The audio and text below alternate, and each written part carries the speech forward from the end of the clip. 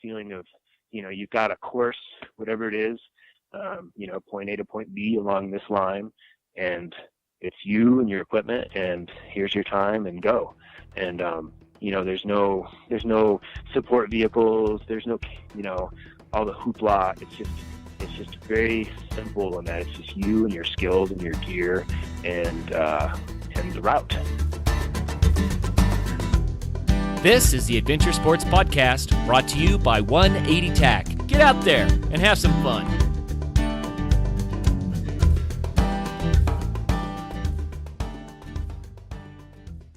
Hey everybody, we got a great episode for you today, but before we get started, I wanted to remind you that if you'd like to become a patron of the show, you can go to patreon.com/adventuresportspodcast. It's $5 a month. It gets you access to a lot of extra content, and just think of it as buying the show a couple coffees every month. A little way to give back. So we'd really appreciate it if you took that step. If you're already a patron, thank you. If you're not, consider it. Thanks. Welcome back to another episode of the Adventure Sports Podcast. This is Travis. Jefe Branham is originally from Connecticut, but has since transplanted himself to beautiful Gunnison, Colorado, where he spends his workdays as a bike mechanic and his free time mountain biking, bikepacking, and endurance racing. In 2014, Jefe won the 2,700-mile Tour Divide, and he's even won the 500-mile Colorado Trail Race 4 times now. Jefe, welcome to the show. Thanks for having me. I appreciate Good to being have here. you. All right, man, let's jump into it. So first, I alluded to you growing up in Connecticut. Let's talk a little bit about that and what made you transplant yourself to Gunnison, Colorado. I would say I have a fairly normal background growing up in Connecticut. Wasn't really into all that much adventure. Never went camping. Was pretty straightforward. Enjoyed relatively normal sports like cross-country running and hockey and stuff like that. And then I had some friends actually who went to school at Western here in Gunnison, and were coming out for their sophomore year, and they couldn't shut up about how cool it was. So I knew I needed to get out of the East Coast. I knew I needed a change. I had no idea what I was getting myself into. I had never even been to Colorado before, but it pulled me in, and next thing I know, I packed up all I had and moved across the country, and I've been here ever since. Wow, so you flew blind, just trusting some buddies, huh? Yep, yeah, and it was, I was 19 years old, and I definitely didn't know what I was doing with myself. I knew that I really wasn't into I hate to say it with a blanket statement, but the materialism that is kind of dominant in Connecticut. Mm-hmm. A lot of people, that's kind of like, it's kind of how you prove yourself in Connecticut, is having more and nicer stuff than other people. And it never really appealed to me all that much. And I didn't really know what I wanted to do with myself, but I knew that it was something else. And I would have to say that moving to Colorado definitely changed my life. Who knows what it would have been otherwise, but it took me a while to get used to it. But being here, especially in the Gunnison Valley, there's just so many amazing athletes, and you can't help but be inspired by all the things that people around here do. And it really just kind of opens your eyes to like, oh, whoa, I can go do that too. And that kind of where it all really began was actually with the Colorado Trail. And I started, I think it was back in like 94. I hiked the northern half of the Colorado Trail, and it was definitely a big switch in my life. And it just totally, everything from then on has been all about being outside and adventure and testing the limits and just being outside. Really, Colorado really just changed me for that way. It's just such a beautiful place. It really makes you appreciate being out there. Yeah, I can relate. I moved out here from Connecticut as well, and the biggest impact on me, and I had come out here skiing with family prior to moving out here, but the biggest impact was just the open space that we have out here. You can see for miles. Yep. Stand on the plains or on a mountaintop, yep, and just see the grandeur of the state. And back in the East Coast, it's really hard to see anything. Everything's sucked in by trees and hills and often weather. Yep. And you get out here, it's like, wow, there's a whole world out there in my backyard to go explore. Yeah, and not only that, but just the amount of public land and access that we have here in Colorado as well. Yeah. Really kind of invites you to get out there and not just do a quick little trip, but like get out there and you can just keep going. And that's what I think is very inspiring for a lot of endurance athletes, is that it's not like you're just doing the same loop over and over again. You really can just go and go and go and see things, even if you have seen them before, see them in a different way, but you're more likely to see something you haven't seen before because there's so much ground.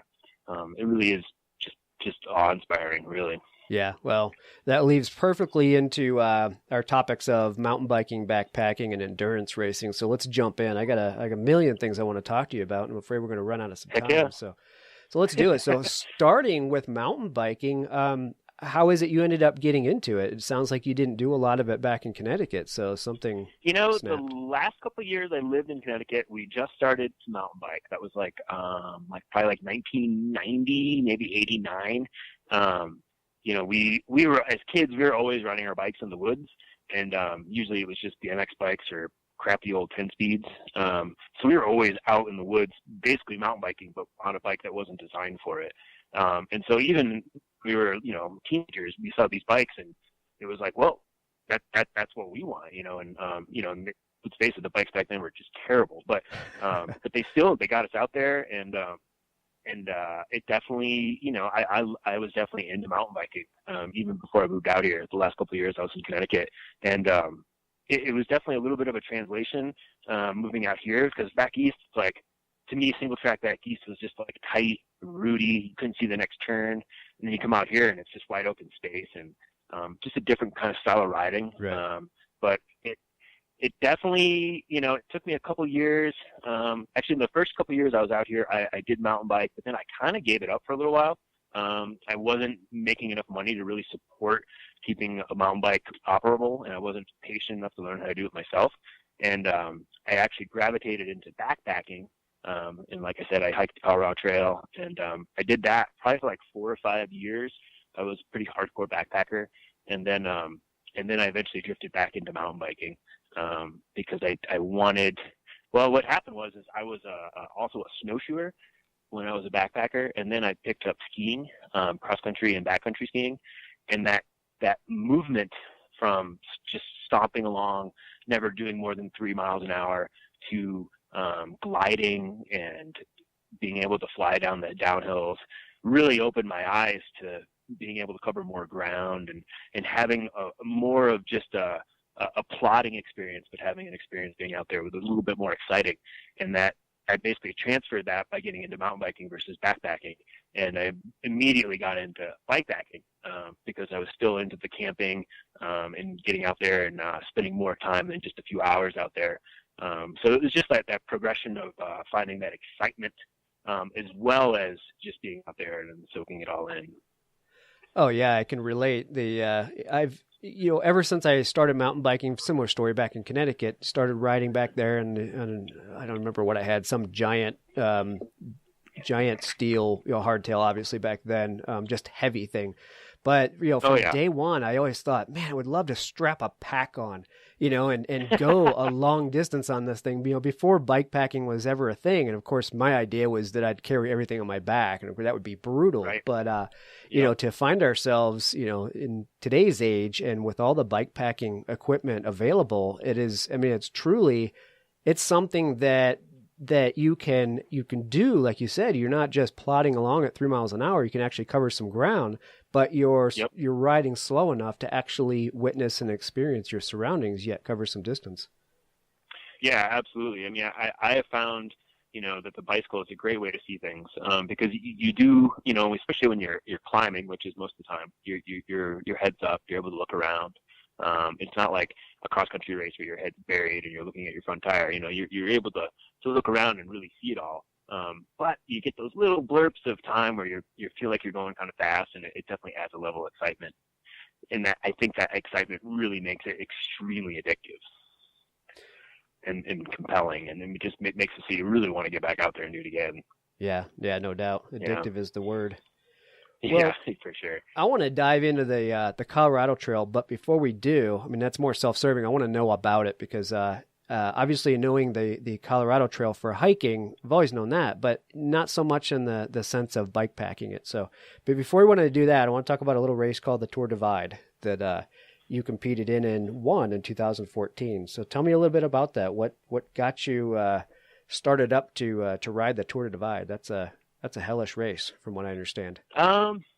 Yeah, it's definitely quite an experience. I mean, anytime you're trying to cover 2,700 miles and change, with mountain weather thrown in, is bound to be an adventure. But the Tour Divide is actually the race that captured my imagination, and got me into bikepack racing, to start with. I had heard about, it was actually originally called the Great Divide Race, I believe. And it didn't include the Canadian section. That was basically the difference, was just border to border. Mm-hmm. And I'd heard about that. I think it was 2004, was the first running of that race. And I, the internet wasn't super big on it. Like there wasn't a whole lot of information out there, but I remember catching some blurps here and there, and it was just like, what? Like, what? Like, it just blew my mind that like, I think they averaged like 150, 155 miles a day back then. And it just blew my mind. Like, I honestly couldn't imagine doing it. Like, to me at that point, still riding 100 miles was daunting. And it just never left my head. And it really pulled me forward and made me try a lot of things in order to that, because I knew that I wanted to do that someday.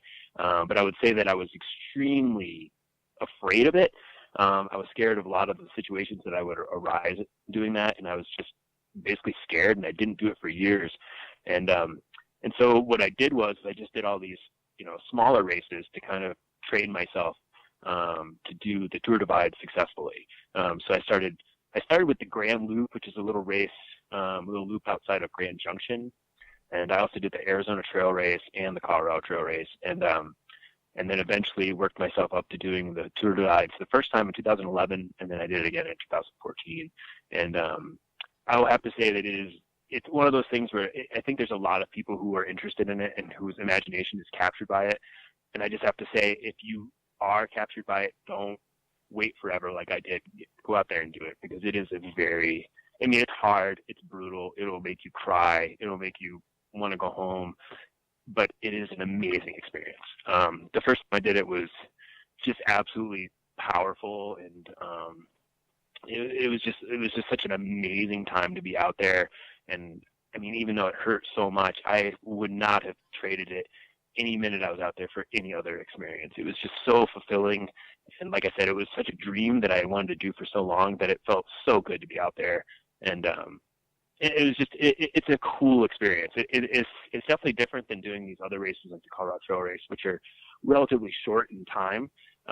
You kind of get into the zone and then it's over. Whereas the Tour Divide, it really does feel more like a tour, because it feels like your lifestyle becomes basically riding your bike, finding food and water, finding shelter, and repeating it. And you're out there long enough that you really get into this groove.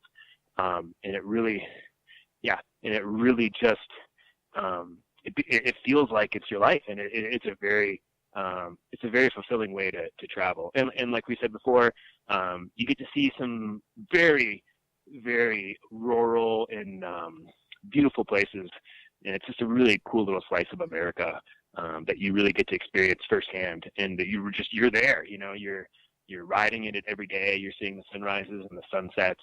You're sleeping in the dirt. You're seeing all the animals. You're just so in that zone that it's a very special experience. And like I said, if anybody out there is thinking about doing it, I'm not saying rush in there unprepared, but make it happen, because life's too short not to live your dreams, and it is a worthwhile dream for sure. Yeah, right. Well, you make a good point, and we all know, many of us, we take a day hike or, an overnighter, or we, go on a short ride, whether it be a mountain bike or motorcycle or something. And it takes you a day or two just to get into that rhythm, that groove, like you said. But if you're out there for multiple days on end, you finally get over that kind of hump, after those first couple of days, and you finally do reach that groove, and that it transitions into a completely different adventure in that point. Yep. It becomes, you're basically like, you're completely saturated by the experience. Mm-hmm. And that can be both really, really, really wonderful. And, when it's not going well, it can be really painful too, because you are surrounded by nothing but more of that experience. It's not like you're going to all of a sudden be back in your living room. Yeah, right. Like you're there, and you have to get to the next point at least before you could even think about bailing. But it really is just an amazing experience. Highly suggest it for sure. So while we're still on the Tour Divide, share a story, good or bad, from one of your races. From the Divide? Yeah. Sure. I'll tell you probably the most heartbreaking story of the Divide for me. Was 2014, and like we were talking about, it was my second run, and I'll be completely honest with you, I went out there going for the record. I wanted the record and I wanted to win, and I trained really hard for it. I did so much preparation, and it definitely was my focus. And the start of the race, it was raining and snowing, and it rained and snowed, I think, for like 4.5 or 5 days, basically straight. And living in the mountains, you get your butt kicked pretty regularly if you're out there enough. And I've gotten my butt kicked more times than I can count. And I'll tell you, that 4.5 days was just brutal. I mean, it just decimated me. And like I said, I was really focused on the record. So despite the fact that the weather was terrible, conditions were not fast, I was still doing everything in my power to stay at record pace. So I was basically sleeping less to make it happen. And I was probably going close to 20 hours a day. And I was leaving Butte, Montana, and I actually bumped into Rob Leipenheimer, who runs the Sportsman up there. And he's normally his shop is right on the route, but they changed the route for 2014, so it didn't go by. And I was at a gas station in Butte, fueling up, and he happened to see my tracker, and he came out looking for me to make sure everything was okay.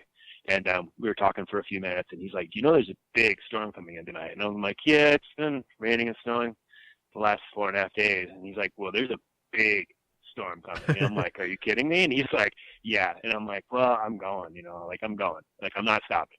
And so anyways, I take off, I leave Butte, and it just is just the nastiest night. And it starts snowing, and you go over this one, it's pretty legendary, even when it's dry. It's known as Fleecer Ridge. And there's a section of it where there's no trail, and then there's a section where you go basically straight fall line down the hillside, and it's marginally rideable even in dry conditions. And I got up there, and there was 6 inches of fresh snow, and it was just whiteout conditions, and it was snowing like crazy. And I basically blew apart going over Fleecer Ridge, and coming down the other side, I eventually got out of the snow, and it was just raining, and I was just frozen to the core. And I didn't have a tent. I just had a bivvy, and I knew that I couldn't bivvy out that night. I was soaking wet. There's no way I was going to get warm. My teeth were chattering, and I was basically forced to get a hotel room in Wise River, Montana, and take a shower and sleep in a warm bed just in order to get my body temperature back up. And in that moment, my shot at the record just evaporated, and as I tossed and turned in that hotel bed, as warm and comfortable as it was, all I could think about was the fact that I felt like I should have been out there in the rain and just sucking it up. And it was just really heartbreaking to basically have the dream that I had going into this basically taken away. And it was it still stings a little bit to this day, to be completely honest, because I don't know if I'll be able to get back out there for the Tour Divide again. And just how weather can just completely change what you have been planning for years. And like I said, it was definitely a heartbreaking moment for me. Oh yeah, weather can make it a completely different different course. Yeah, I can imagine. I mean, you can't plan for it. You just simply have to go on the dates that everybody's going, and you just hope that it turns out. But yeah, that's a major bummer. Yeah. Well, that's what freaks me out about bike packing. I love the idea, and I haven't done it yet. I have a mountain bike, but I'm still trying to figure out how to get gear on it. It's a full suspension, which chews up a lot of the inside of the frame where you can carry a lot of your gear. But the thing about bike packing is you're so limited on gear, and it just freaks me out. Like something like the Tour Divide, you can go through so many different temperature ranges and geological areas that how in the world do you prepare with gear for that? I mean, you're talking bivvy. I mean, so you don't sleep well in a bivvy. I mean, you're slightly protected from the elements, but This is not warm camping. No, it's not. It's definitely different. Anytime you're, even backpacking, anytime you're carrying everything, it's always a compromise between comfort and weight, basically, or space, one of the two. So you're definitely compromising. And anytime you throw the word race into things, it changes things even more, because you're so much more focused on speed, and at some level, weight has an effect on your speed. And so, I mean, if you saw my gear list for the Tour Divide in 2014, you'd probably laugh, because I barely carried anything. I mean, and looking back, I probably should have paid a little bit more, but if I was to do it again, I probably wouldn't carry that much more, because it really does. All that weight slows you down when you're trying to do 200 miles a day, and it's like, it is a compromise. But and some of that is just it's just experience and just being out there and learning how to stay warm, and places to camp that keep you warmer and drier. Things like that can really boost your confidence. And they often say with anything ultralight, is you can't go ultralight unless you have the experience to go with it. You can go buy the lightest gear, but if you don't know how to use it and you're not being smart, you could very, very easily ruin your trip. So it's definitely, I did a lot of camping, a lot of backpacking, and a lot of bikepacking before I tried any of these things. So I would say experience has a huge part in making that a little less scary, for sure. Yeah, go do it. Yeah. If you want to do the Tour Divide, go do it, but definitely get yourself set up mentally and with the correct gear, with the right training. Well, there's a term called the sub 24. I don't know if you've heard of that. No. But it's basically just doing a sub 24-hour bikepacking trip. And depending on where you live, it's a fairly easy thing to pull off. Like living here in Gunnison, it's very easy to go like maybe 5 or 10 miles and find an amazing camp spot where you won't see anybody else. And so it's basically the idea is that you go to a familiar place, and that's not that far away, and but you leave town, you have all your gear, you go someplace and you set up your camp, and you have that experience, and every time you do that, it builds confidence and it builds experience, and it allows you to look at it differently, and maybe look a little bit farther, a little bit bigger, a little bit longer. And it's baby steps. Like there's a lot of people, believe it or not, who show up for the Tour Divide and it's the first bikepacking experience. Really? And that sounds insane, but it's not unusual. Wow. And so, but a lot of those people don't make it very far either. And so, I temper my advice to go out and do it with also the advice of being prepared for it too, and do those little trips, because the little trips are awesome. There's nothing wrong with little trips. Little trips are the foundation for the big trips, for sure. So yeah, a little bit of homework makes everything a lot better, for sure. Yeah, well, they're not only good ways to get your gear straight and comfortable with it, but I imagine they're also confidence boosters at the same time as you take your baby steps up. Yep. Finally get to walking, then running, yep. and then racing. It helps a ton. Exactly.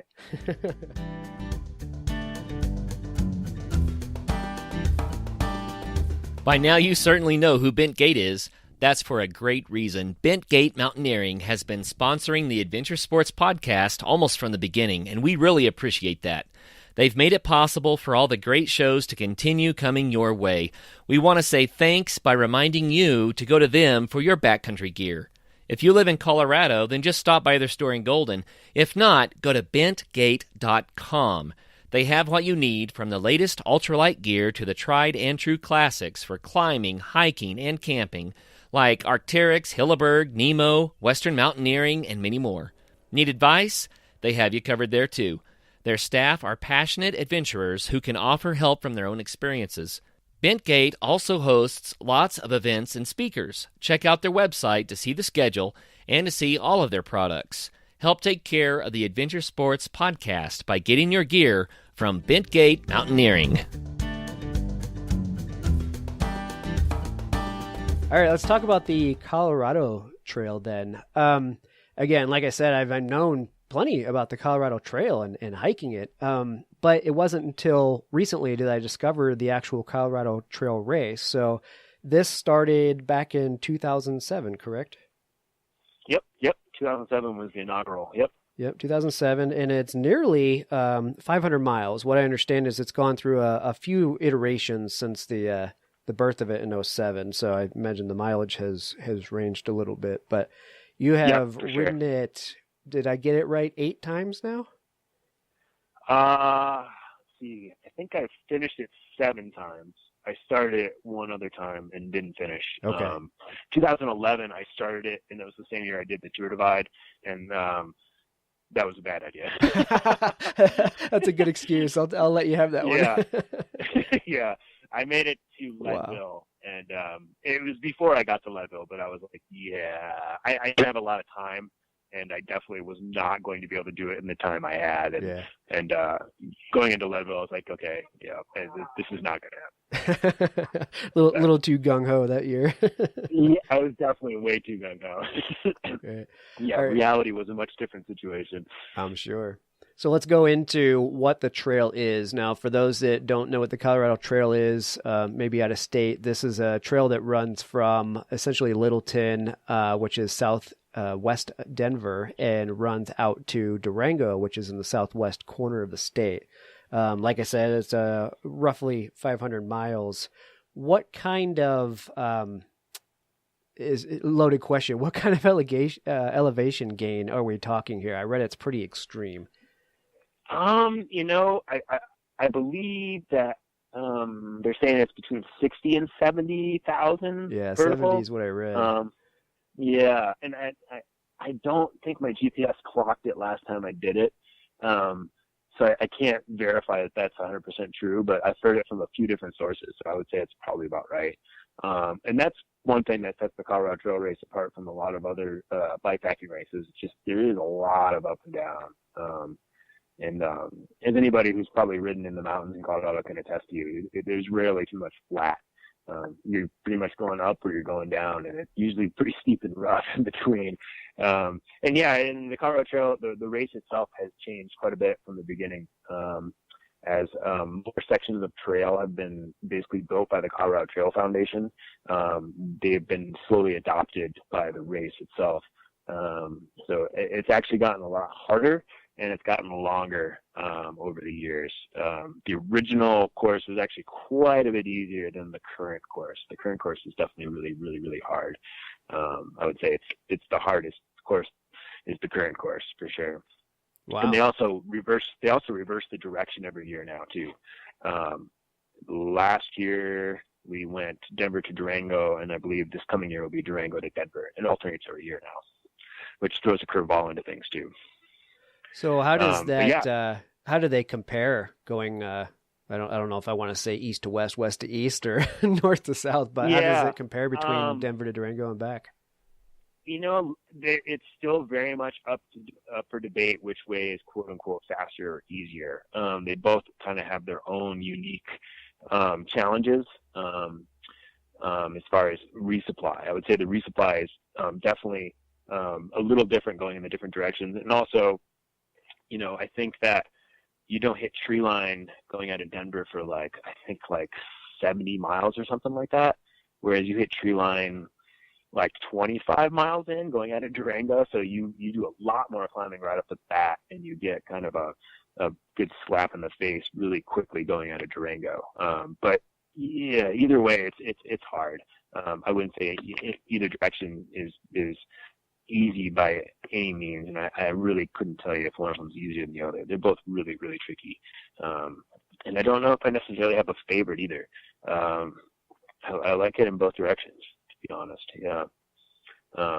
Yeah. I don't know if that answers your question. No, it does. And it's how it's typically answered on the any of the 3 AT, PCT, and CDT. It's it's the same. You're either going to get the steep stuff out of the way off the bat, or you're going to warm up, but one way or another, you got to deal with it. And do you want to deal with it while you're exhausted, or do you want to get slapped in the face right away? I mean, I know living on the front range, every time I go mountain biking, I have to ride up, so it's, my poor son is like, why are we always starting out our rides going up? I said, well, you live in the flatlands, you got to ride up climb. to get there.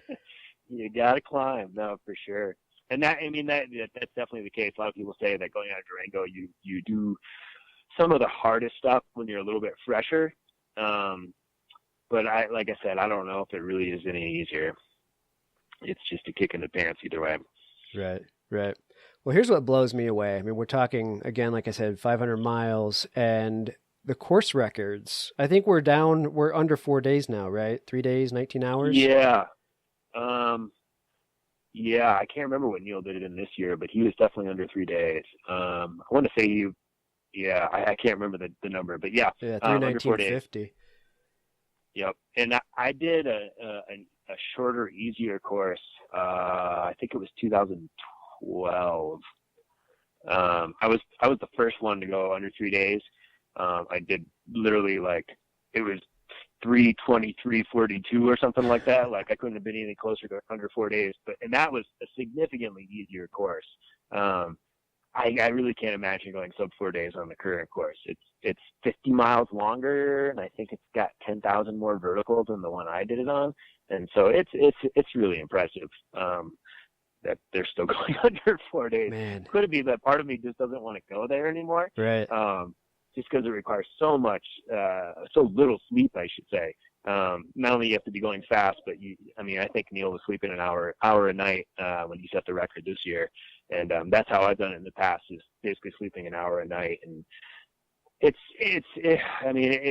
kind of an interesting experience, but it's not necessarily a very pretty one, and I don't necessarily want to do that again. No, I can't. I can't imagine riding it. I want to ride it. I want to ride the trail in the 2 weeks or whatever it takes for a normal person like me to ride the trail, but I can't even right? imagine riding it with that little sleep at a nice pace, much less race the thing with an hour of sleep. That's got to be torture on your body. It's pretty crazy. I won't deny it's a pretty crazy experience. Yeah. And honestly, the difference between doing like a 4.5 day CTR and a sub 4 day CTR is huge. That trying to trim that 12 hours off is just mind-blowingly difficult. I know that sounds kind of crazy to a lot of people, but for myself, the last 2 years I've done it. I think I was like 412 or something, and 415 the last 2 years, and there's definitely some very uncomfortable moments out there. But for me, it's not that hard to do a sub 5 day, but to do a sub 4 day is just brutal. The difference is insane. And it's just so much less sleep, so much more pushing your body, just that much harder. And it's very, very difficult. And yeah, honestly, anything under, I would say anything under 9 days is still damn respectful as far as a pace goes, because you're still pushing it really hard. You're still not sleeping a lot. You're still enduring a lot of crappy weather and really long days, and a lot of saddle time. So my hat's off to anybody who finishes the Colorado Trail, period.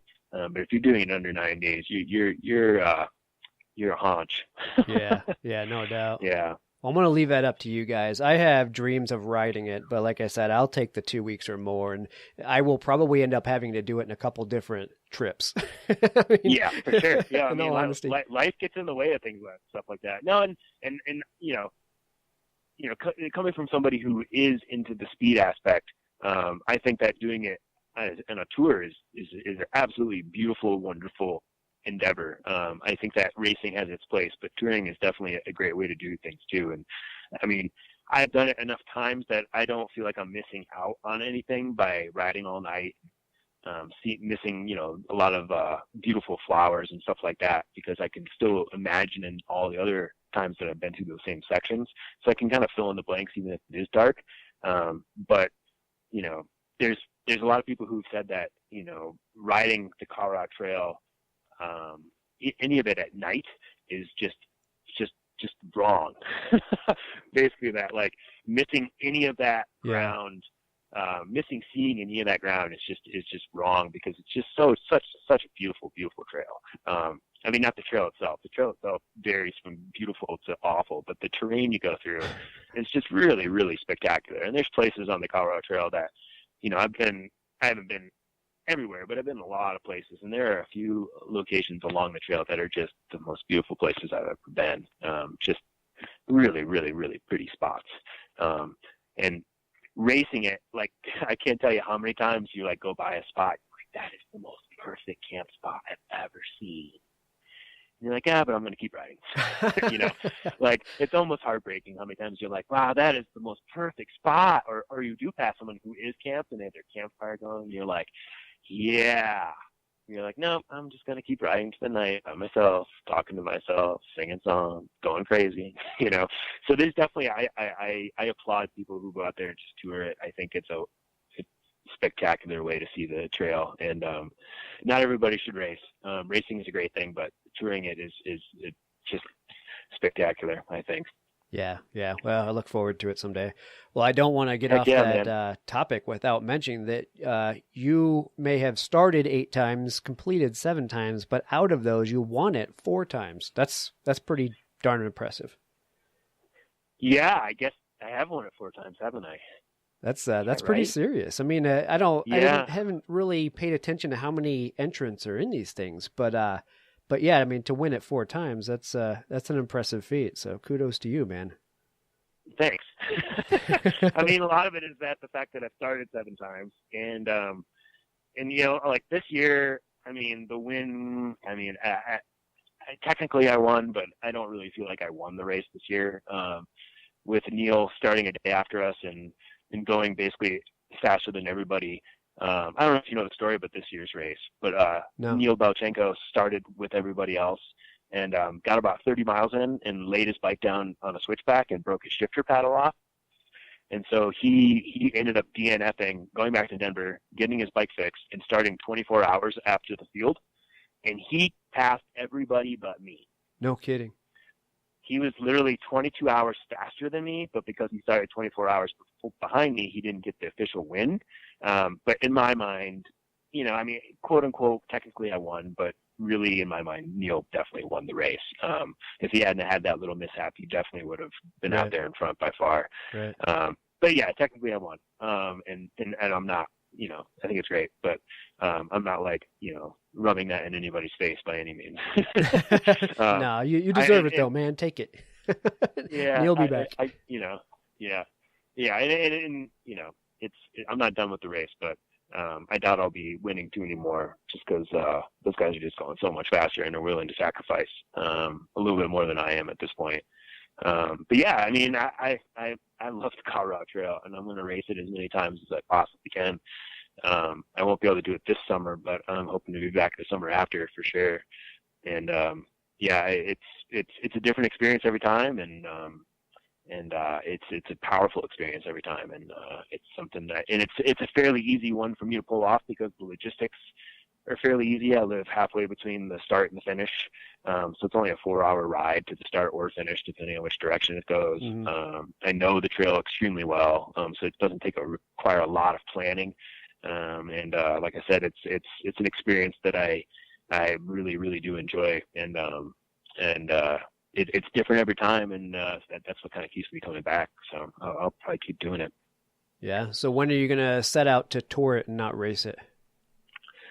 That's a good question. Me and my girlfriend have talked about it quite a bit. It's definitely tricky getting time off in the summer. So I would imagine we'll probably end up touring sections of it rather than doing the whole thing. Because like you said, it's definitely, you know, getting 2 weeks off in the summer isn't that easy to pull off. But we've done little sections. We did section 23 this summer, and that was awesome.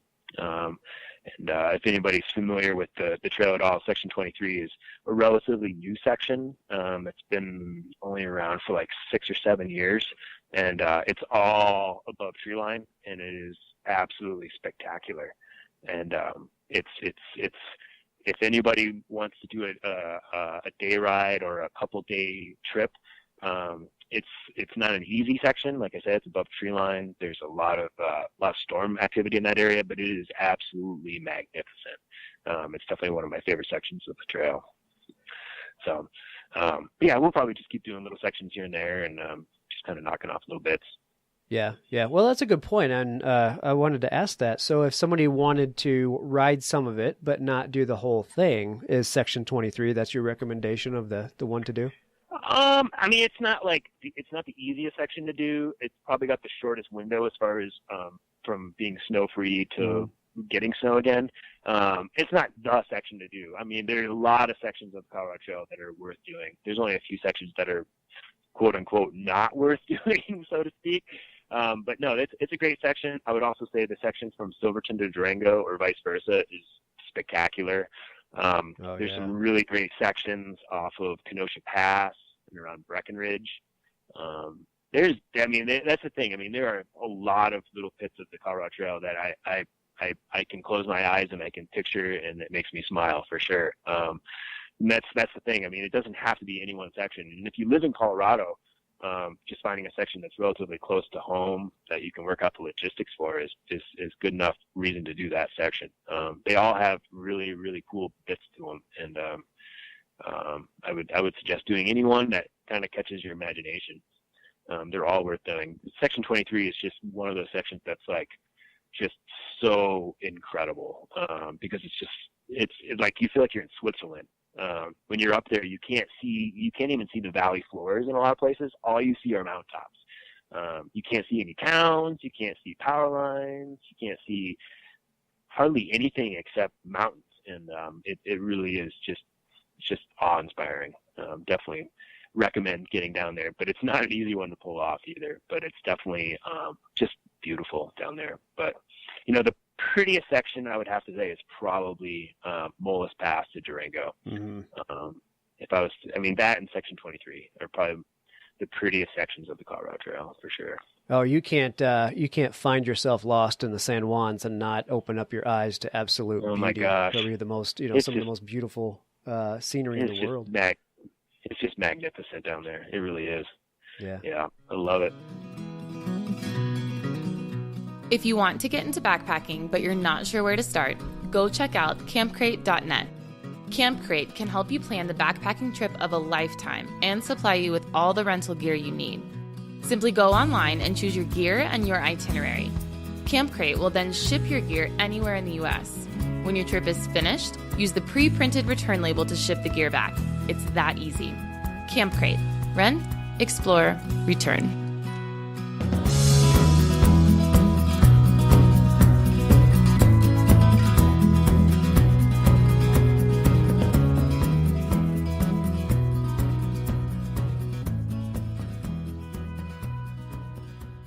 So you obviously have a lot of passion for this, and I love that. And that's what our show is about, is people that have passion for their adventure sport. So it begs the question, what do you get out of it? What is it that you get out of doing these races in this grueling, punishing weather?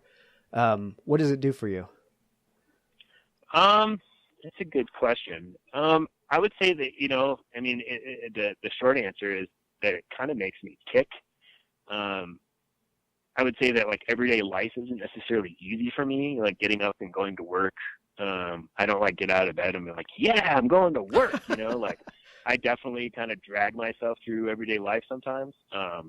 It definitely kind of, weighs on me, and, the stresses of the world kind of get to me and stuff. And when I'm out there doing these things, it's like everything gets kind of boiled down and much more simple. And I think part of what really appeals to me about these races is they really are all about doing it yourself and being self-supported and really being reliant on your own preparation, your own knowledge, and your own relationship with your equipment. And I really, really, really just feel so comfortable in those situations. Like I love being out there. Take a step back. I love looking at what I'm going to go do and preparing my gear and, making sure that I have the right insulation and the right sleeping and the right bags to carry it. And then when I have all that kind of wrapped up in a way that I feel is very ready to go, and then when I'm out there, I just have that very confidence-inspiring feeling, knowing that I've gone through all my gear, I know my gear, I've got what I need. And when I'm out there, I kind of feel like I really am not in the sense of speed, but like I kind of feel like a turtle, whereas I have everything I need right on necessarily on my back. But me and my bike is all I need to get to the next spot where I can get food and water. And I just love that feeling of, you've got a course, whatever it is, point A to point B along this line, and it's you and your equipment, and here's your time, and go. And there's no support vehicles, there's no all the hoopla. It's just very simple in that it's just you and your skills and your gear and the route. And I really just feel really comfortable in those situations, and I feel really connected, and I feel a lot of power coming out of being out there and just absorbing the sunrises and the sunsets and just the vistas, and it really fuels my soul, I guess you could say. And it's not something that I find in anything else other than, I get that same feeling going for just a hike or a bike ride. But I really, really, really absorb it when I'm out there by myself, and really pushing myself, because it kind of strips away even more of that veneer of thought and worry and stress. And the longer you're out there, the more it strips away that kind of stuff, and the more you feel like just a human being out there in the woods. And it just really boils it down and really makes you find the connections to things that are really important and really make you tick. And I've said before to other people is that when you're out there and you're not sleeping very much and you're doing 20 hours a day of pushing and riding your bike, is that you basically are shining a flashlight into all the crevices of your brain. You really get to know yourself, and there's no secrets anymore. Like, all your dark spots, and what makes you, tick, what makes you crazy, what makes you happy. And it really just kind of puts all those things in line and kind of resets your priorities. Yeah, really, really well said. I mean, I couldn't have said it that any better. It's exactly how I feel when I'm out there. I mean, it's that self-sufficiency, yet so simplistic. It's that we have such busy, crazy lives, and we have a bunch of junk in our garage, our house, and everything is going on a daily basis, and we get used to this grind. But you throw a few things on your bike or on your back, and you go out there in the middle of nowhere, and you're self-sufficient for a few days, and it just everything changes. Like you said, you're grounded, and you couldn't have said it any better. So good job. It's very purifying.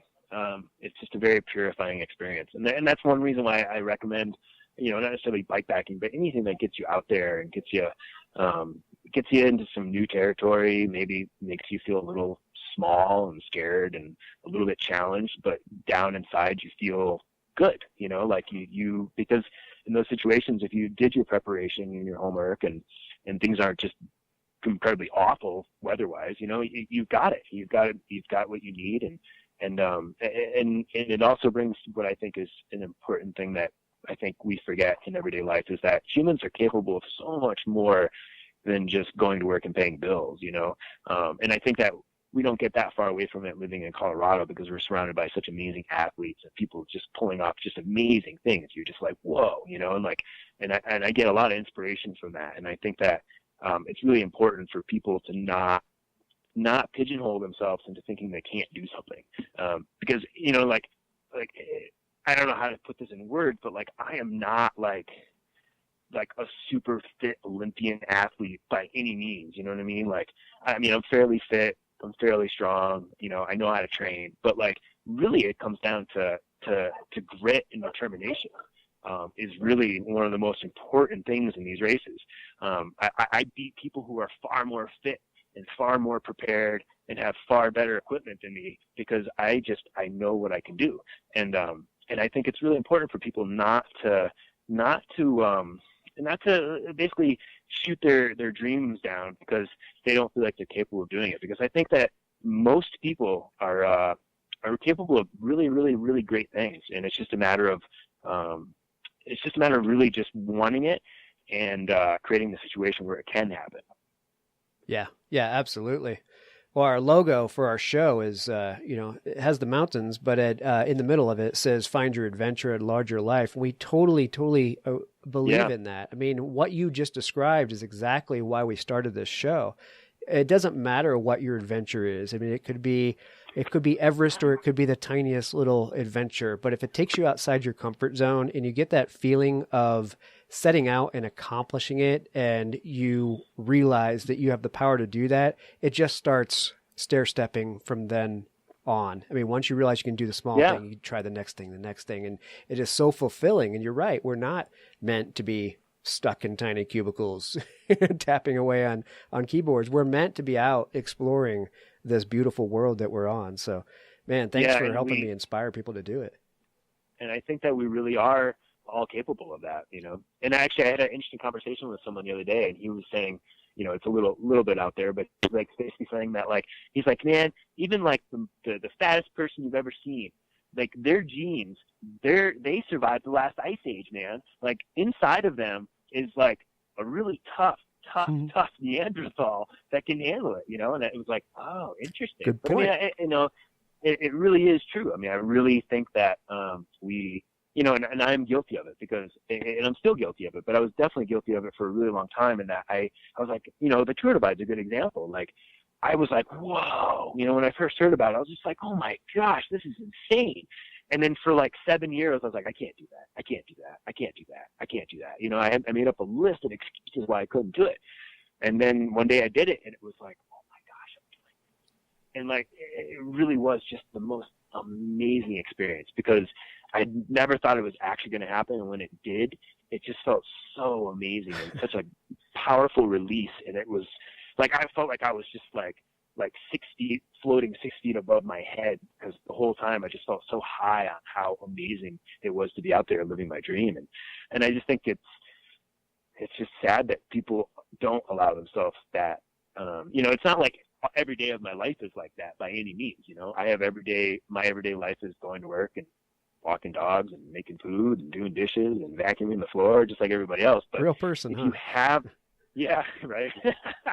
But if you have that, at least in your head, you know, like it really can help ground you in those situations where you're just kind of like, I just want to tell my boss, stick it, and I'm going home, you know, or instead you're like, you know, think about it, you know, like there's a lot of stuff that's going to happen and it's not happening right now, but this is empowering that to happen. And just not letting go of that dream, I think is really important. Yeah. Well said. Well, and it helps you get through things. You know, there are tough times in life that if you're of the mind that you can conquer things like this, things you thought you never could. If you've conquered one of these things, then you can address the hard times in life and look at them and say, you know what, this is kind of going to suck, except I did that. I think I can probably make it through this. You know, it's a psychological thing. Yeah, it's that building that confidence of knowing that you can handle situations for sure. Mm-hmm. Right.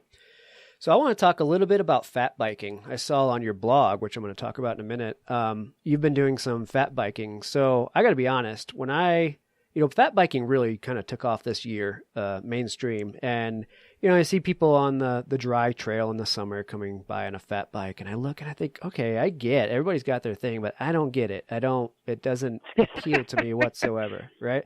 However, being out riding this past weekend with my son up in the foothills, we encountered some snow and we got through it just fine, except when I was on that snow, it finally clicked. I'm like, that's where it made sense in the snow. And to be able to get out there and ride in the winter, even when you have snow on the ground with a packed trail, you can go out and have I say almost, but I imagine just as much fun as you do in the summer because you finally got a tire that can float on that surface. So tell me a little bit about that. Sell me on fat biking.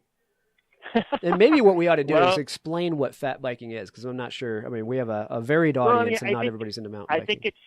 I think it's kind of interesting how like fat biking kind of exploded a couple of years ago. And I think it's almost a thing where people were like more captivated by the look of them than necessarily the function.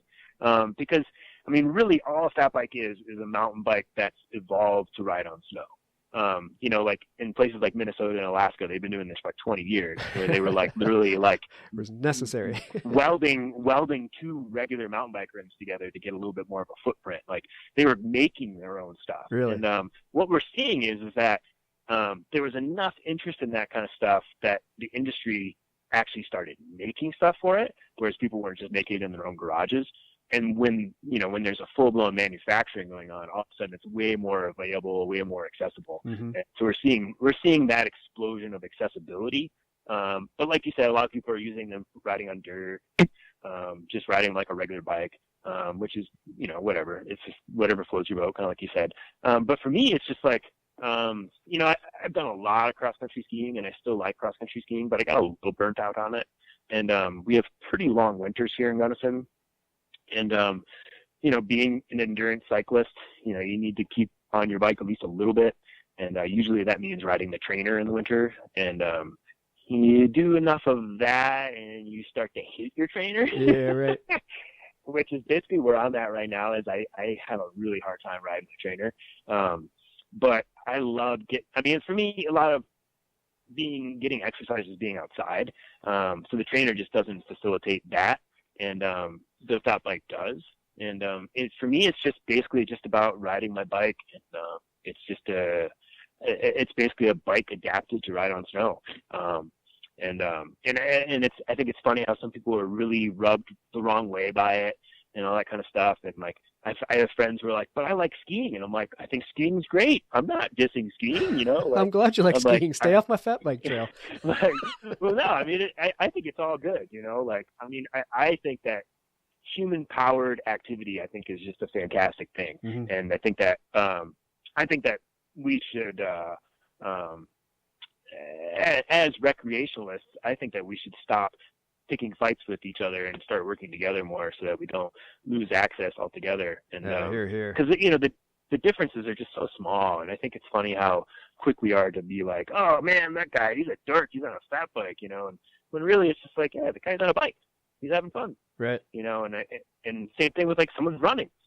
I think that's great, and I hate that some people like to pick on other users to the point of basically creating an animosity between the user groups. And I think that's really unfortunate a lot of times, because a lot of times we're out there for the exact same reasons. We're just using a different mode of transportation.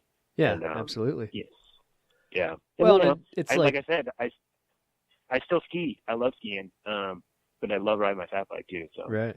Well, it's like, don't knock it till you try it, and that's what I hadn't judged fat bikes as a dumb idea. I just thought I don't see the attraction to it until I was out there on snow, and I thought, okay, duh, you're being short-sighted there, guy.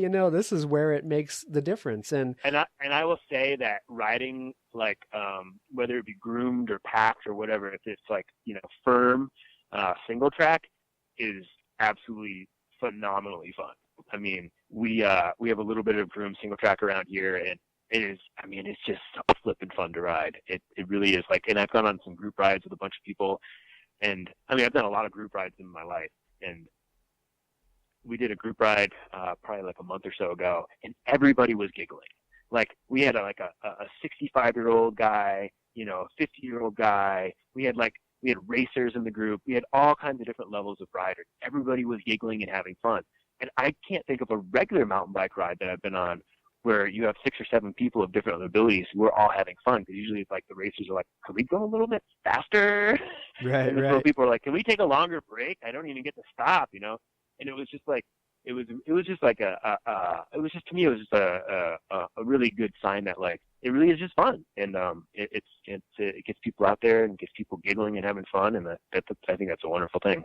Yeah, I get it now. I bet the fat bike on snow it's a big equalizer, because you're not going to go bombing down a single track trail like you would with dry, grippy dirt. There are certain limitations that you're going to have. You get pretty close. Yeah. If it's packed enough, you can go pretty fast, but you never go fast uphill. It's definitely slower. Yeah, right. But like I said, it maybe just feels like it's fast. Well, and just to explain to some of the listeners not sure what a fat bike looks like if you haven't seen one, it's essentially a mountain bike where the front forks and the rear chainstays are wider enough to accept a larger tire. So basically the tire is, what is it, like 4 inches probably? 4 or 5 inches? 4 to 5. 4 Yeah. to 5 inches is kind of the new standard, yeah. And it literally is just, they call it the snowshoe effect, where it's literally you're just trying to increase the tire footprint so that you're getting enough float that you don't sink through the snow. Yeah. More surface area. So. Yep, exactly. It completely makes sense. I wanted to talk to you about that because I wanted to tell you my story about not understanding what the whole thing was until literally this past Sunday. No worries. Well, I think what's cool is, I live just north of Boulder, and we have Lyons up here is a little town right in the foothills before you go up to Estes Park. And I just recently learned that Redstone Cyclery, I don't have any affiliation with them. They're not an advertiser or anything, but I will give them a shout out because I think this is cool. What they do is they will loan you snowshoes for free if you'll go hike the trails that they want you to hike, because they're having people pack down. Yeah, they're having it packed down for the fat bikers who are their customer and they're supporting. So they get people go out there and hike the trails. If you're going to go do the hike, as long as you hike the ones that they want you to do that need packing down, you get free snowshoe rentals. But they're also supporting these guys, which is an amazing opportunity for both sides. I think it's a great thing that they do. Oh yeah, for sure. Yeah, get more people out. Absolutely. All right, so let's wrap it up by, I want to talk about your blog a little bit. I don't think you have any reason to promote your blog. It's not like you do advertising or take advertising or make money on it, but I was really interested because you've kept up with it. I think it's an awesome read for those who listen to our show that want some of this inspiration, just to kind of read through and be inspired to do some of this stuff. So your blog is jwookie1.com. It's JWOOKIE. ONE.com, and you've been doing it since, it looks like, early 2013. Yeah, that sounds about right. Yeah. All right. Yeah, I mean, I just wanted to kind of point it out. I don't know what drives you to keep writing like that. I think a lot of people will start blogs and just kind of fall off and think, that sounded like a great idea when I began, but it seems like you really keep up with it. I try to. I definitely have lapses where I don't write as often as I should. And it's definitely something where I don't just write a blog post just to like put something out there. I usually have something I need to say when I write a blog post. So it's not just because I have to. The biggest thing for me with the blog, it's a really good question because it's something that I'd wanted to do for a really long time, because I felt like I guess that sometimes endurance and ultra racing feels somewhat selfish. Because you're kind of putting yourself first. You're worrying about your food, and you're saving money, and you're training, and you're traveling. It's all about you. Like it's a lot of self involvement. And I guess for me, writing the blog was kind of a way of feeling better about everything I was doing and trying to share some inspiration. Because I feel like I get a lot of inspiration from a lot of other people, and not necessarily from reading their blogs, but sometimes reading blogs, but just getting that little spark of something that kind of changes when you're having a bad day and you're kind of grumpy and you're not sure why you're doing what you're doing. Sometimes it just takes a little spark of something to kind of switch your mind over and think about something else and to get inspired. And I kind of just wanted to pay that back because, like I said, a lot of people have inspired me and helped me through a lot of dark times and helped me keep going when I've kind of lost focus. So for me, it was just about sharing that and giving that energy back and hopefully trying to inspire somebody else to do something. Because like we've been saying, I think that people getting out and enjoying the world is a really important part of what humans are supposed to be doing. And I'm just trying to kind of pay that forward and kind of get people inspired to get out there and feel what those experiences can do for you. Because I really do feel like they've kind of changed my life. Like the Colorado Trail and the Tour Divide. These experiences really, really, really, really have changed my life and really made me appreciate being alive. And, made me look forward to giving more to the world. And I just kind of want to play that forward and hopefully inspire someone else to do something. And if I do, then that's fantastic. And I would be so stoked if I inspire somebody else. So. Well, you're doing a good job with it, and that's why I wanted to call it out. And I know you weren't looking to do that, but it's for the same reason we do the show. I think that what people can get off your blog is inspiration. If you want to get inspired and read a little bit more about I imagine everything, that you've done, bike touring and endurance racing, bike packing, all that stuff is on there. So I would point people over to jwookie1.com, go check out his blog. And I also encourage people to ask questions in the comments on the blog posts too. I get quite a bit of feedback from people asking me questions, and I really do enjoy taking the time to give people little pointers that kind of help them feel a little more confident about getting out there. So if anybody's out there wants to check out my blog and has questions, feel free to leave questions in the comments. I'd be happy to give you my 2 cents.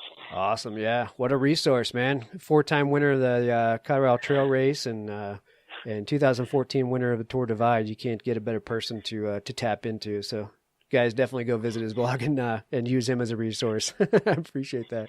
Heck yeah. Make use of it. Absolutely. It's free. Yeah. That's a good thing. Did you want to give a shout out to where you work at all? I don't know if they help you with any sponsorships or anything. I work at Rock and Roll Sports in Gunnison, and they definitely support me in what I do, and we support a lot of people in what they do too. We're a bike, ski, and climbing shop, so we like to give people gear that gets them out there doing the cool stuff for sure.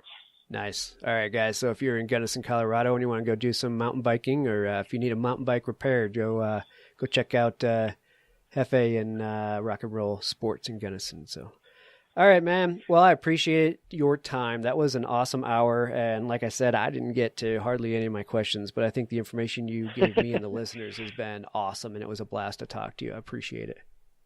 Heck yeah, no, that's fantastic. I'm really stoked to help. Awesome. All right, man. Well, take care, and we'll be keeping an eye out for you in the next CTR.